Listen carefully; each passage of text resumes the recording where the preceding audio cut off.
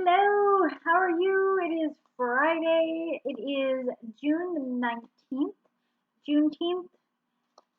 It is also more than halfway through June. It is also very warm. And we are also going into the weekend where there is Father's Day and summer solstice and all kinds of exciting things happening this weekend. So I feel like hopefully we will draw a card that will get us through all of that this weekend in a positive and good way rather than struggling and having a miserable weekend. So let's see, without further ado, here we go. Aha! All right. We have the Three of Coins. I think we drew coins yesterday too. I'm fairly certain.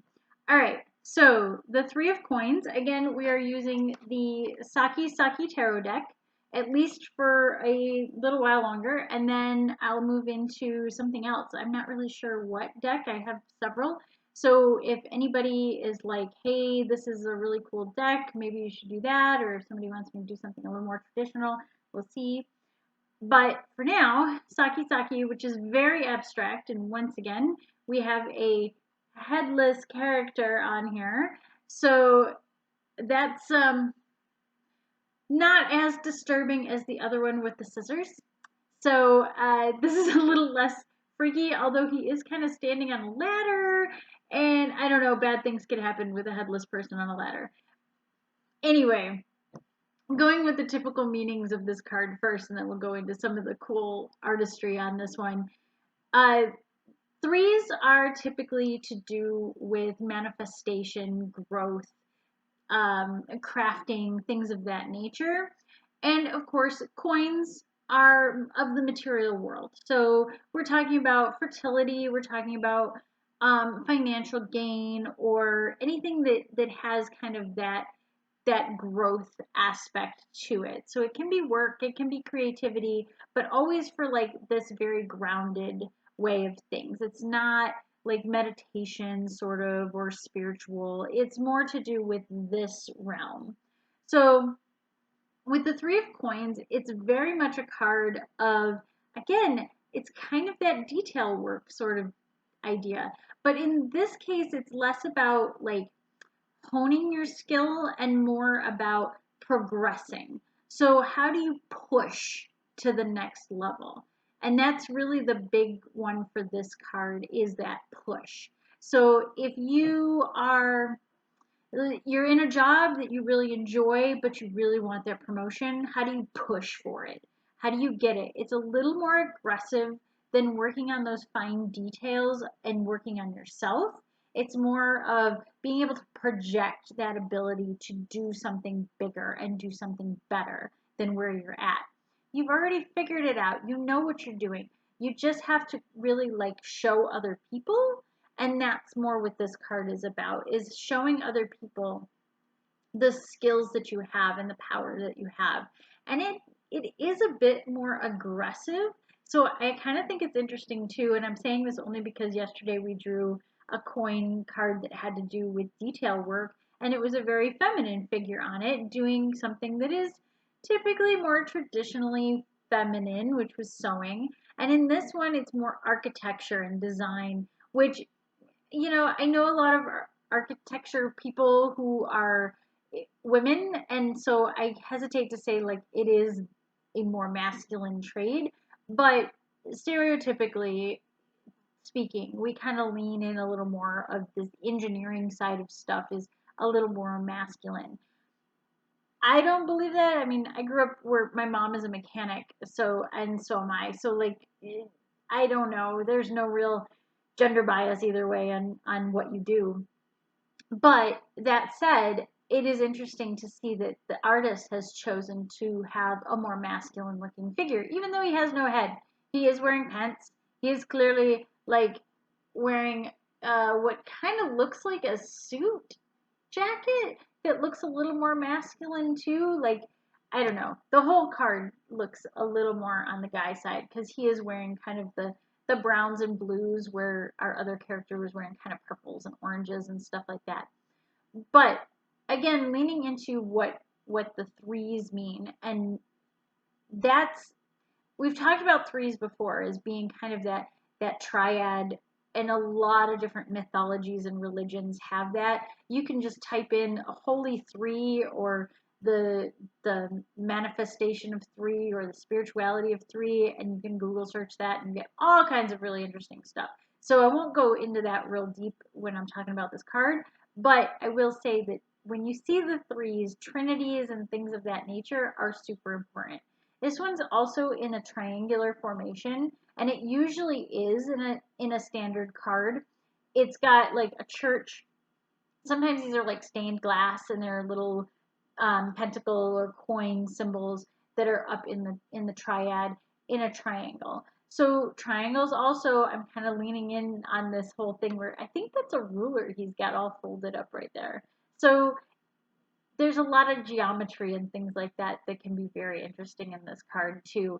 In more traditional cards, there's a whole lot of cool geometry that goes on with it. In this one, it's a little hard to tell because she is so abstract with her design, but you can still kind of see like there is that triangle there. There is the triangle of the church roof. So she is leaning into it, but not as much as I've seen in other cards. So what I think is kind of cool though, and I just noticed this, there's three rungs to the ladder as well. So it kind of makes a Roman numeral 3 down here, as well as the Roman numeral 3 that's up here. So that's kind of cool. But moving into kind of the things that are more in this deck of cards, we have the symbol for Mars over in one corner by the 3, and the symbol for Capricorn over in the other. I don't know how much people know about Capricorns, but Capricorns are very much about that aggression on things. And it's not really that they're not rude aggressive, they're a little more pushy, they're usually more authoritative, and they kind of lean into authority as they like authority. I will say that like I've seen Capricorns who are kind of rebellious, but for the most part, they like to lean into what authority has to say, and they like laws, and they like truth, and they like, justice and things to be as they should be, in accordance, of course, with their personal belief system. But they're kind of more forceful in that. So they're kind of the ones that will tell you you shouldn't do that, that's not legal, or they're the friend that convince you you probably shouldn't do that rebellious thing, you probably shouldn't be doing that because it'll get you into trouble. They are more worried though about getting in trouble than they are about like being injured, or morally speaking having something kind of go wrong. They're that lawful good. If anybody does the D&D kind of stuff, they're that side of good. They're not good because it's like spiritual or anything like that, unless of course their spirituality and their religion has a moral authority over them. So that's what this leans into. And it is interesting because, again, I feel like the fact that we've got the ruler, and we've got, the triad and things like that, and usually this is a far more structured card. That is, again, that rules matter. So I realize another bad pun. There's a ruler on here. That's funny. Anyway, please forgive my bad puns. It just happens. Anyway, so rules and guidelines and things of that nature are important in this card as well. So that's kind of cool that that's on there. Mars is, of course, that's a simple one. That's the aggression. At least that's what I'm drawing from it. When you see this card, if you are watching this video or you come across this in other things and you're like, oh, that's really cool, I want to point that out too, please feel free in the comments to say, hey, I think maybe Capricorn and Mars on here because of this. I would love some insight on that. I know I probably will never get noticed by the artist herself about what we're doing with these cards, but who knows? And it would be really cool to hear from you guys on what you think, little deeper meanings on what the Capricorn and what the Mars have to do with the Three of Coins. So I don't think it's a bad card to go into the weekend with, although, you know, to me, the weekend is not paying attention to authority and worrying about growing in your place of work. But if it means, spend the weekend honing your skills a little bit and maybe sending a few emails off to some of the higher powers in your workplace or in whatever it is you're doing, then maybe that's what you should be doing. If it means, you know, giving that extra push on a project you've been working on that somebody may be ignoring, maybe getting them on a Saturday or Sunday morning is the way to get them to pay attention to you. So it's not an awful bad card to go into the weekend with. It's not a fun card to go into the weekend with, like I like, but it is what it is. So I really hope everybody has a really wonderful weekend. I hope everyone has a really wonderful Father's Day and summer solstice, whichever one and all the ones that you celebrate. Again, it is Juneteenth, so that is awesome as well. I just want to say, be you and do what's good. And I'm still obviously working on intros and outros on this thing.